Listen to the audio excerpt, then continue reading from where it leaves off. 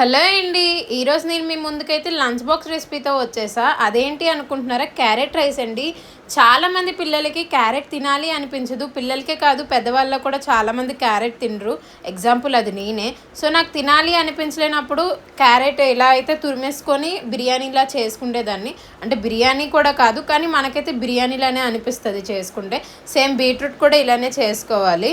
So చూసేయండి last వరకు నేనైతే ఎలా చేస్తున్నానో. సో ఫస్ట్ నా దగ్గర అయితే బిర్యానీ సామాన్లు ఎక్కువగా లేవు, ఉన్న దాంతో నేనైతే వేసుకున్నాను.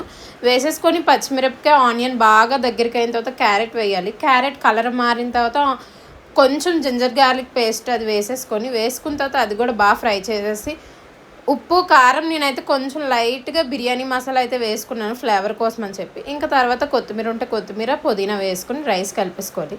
లాస్ట్లో దించే ముందు కొంచెం నెయ్యి అయితే వేసుకుంటే స్మెల్ అయితే చాలా బాగుంటుంది. సో ఇంకా మీకు ఎలాంటి రెసిపీస్ కావాలో చెప్పండి. Bye bye.